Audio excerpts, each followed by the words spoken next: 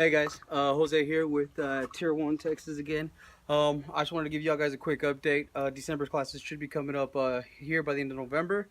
And while we're speaking of November and December, it's starting to get cool. So as it's starting to get cool, it's easier to hide a gun, and that's what we're going to go into today.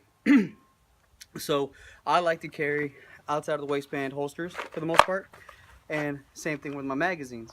So what does that mean? Um, I get to wear a lot of flannel over shirts. So when you're doing that, you have to come across two problems. One, do you have an undershirt? Two, do you have the proper length of shirt to hide your guns and your equipment? I've always found it easier to tuck my shirt in all the way around, just because it's easier for that draw and nothing catches up. All right, outer shirts, I picked them up from, I can't remember who it is at this moment. When as soon as I do, I'll revisit that.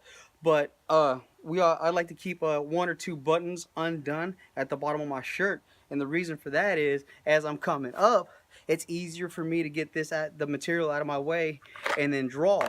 So that's something that y'all guys should consider, especially now that it's getting colder. I do the same thing with jackets. If I have a button-up jacket or a zip-up jacket. With hoodies, on the other hand, it's a little more difficult. It's just a larger version of a shirt. So if you're gonna do that, please be aware that you want that fabric all the way out of your way. All right, and I do this with my battle belt or while I'm running concealed. I always lean towards my left side, so I have nothing in my way to get to my holster or my gun. Okay, now that it's starting to the weather's starting to cooperate a little more, let's go out, let's shoot, let's train, and let's find out what the elements are going to be able to do for us, especially in our body types. The colder it gets, guys, the less mobility you're going to have in your fingertips and in your hands. So gripping that gun and squeezing off that first round is going to be a little more difficult. Again, you're not going to know this unless y'all guys are out here, are out on the range, are out in the elements.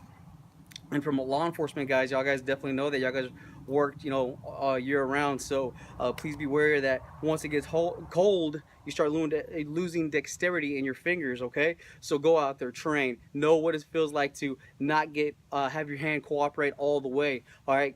So, and the same thing happens in the summer. You start to dehydrate.